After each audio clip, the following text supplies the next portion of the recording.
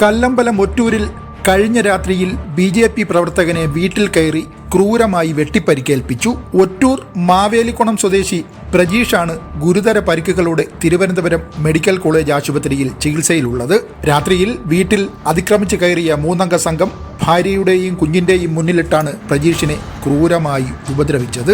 കഴിഞ്ഞ ദിവസം വൈകുന്നേരം കല്ലമ്പലം മാവിൻമൂട്ടിൽ വെച്ച് പ്രജീഷ് ചിലരുമായി വാക്കുതർക്കമുണ്ടായിരുന്നു. അതിന്റെ വൈരാഗ്യമാണ് രാത്രി വീട്ടിൽ നടന്ന ആക്രമണം എന്നാണ് പ്രാഥമികമായി ലഭിക്കുന്ന വിവരം. രാത്രിയിൽ വീട്ടിലെത്തിയ സംഘം അടുക്കള വാതിൽ തകർത്ത് അകത്ത് കയറി പ്രജീഷിന്റെ ഭാര്യയെ മർദ്ദിക്കുകയും മൊബൈൽ ഫോൺ എറിഞ്ഞ് പൊട്ടിക്കുകയും അസഭ്യവർഷം ചൊരിഞ്ഞുകൊണ്ട് പ്രജീഷിനെ പ്രതികൾ കയ്യിൽ കരുതിയിരുന്ന ആയുധം കൊണ്ട് മുറിയിലിട്ട് വെട്ടി ക്രൂരമായി പരിക്കേൽപ്പിക്കുകയായിരുന്നു.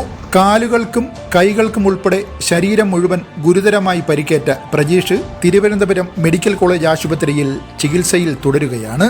പ്രതികളെ തിരിച്ചറിഞ്ഞിട്ടുണ്ടെന്നും അവർ ഉടൻ തന്നെ അറസ്റ്റിലാകുമെന്നും കല്ലമ്പലം പോലീസ് അറിയിക്കുന്നു. ഈ പ്രതികൾ സാമൂഹ്യ വിരുദ്ധരാണെന്നും അവരെക്കുറിച്ച് പ്രാഥമിക വിവരങ്ങൾ ലഭിച്ചിട്ടുണ്ടെന്നും കല്ലമ്പലം പോലീസ് അറിയിക്കുന്നു. ഈ പ്രതികളെല്ലാവരും തന്നെ ഒളിവിലാണെന്നും കല്ലമ്പലം പോലീസ് അറിയിക്കുന്നു. News desk Varkala media.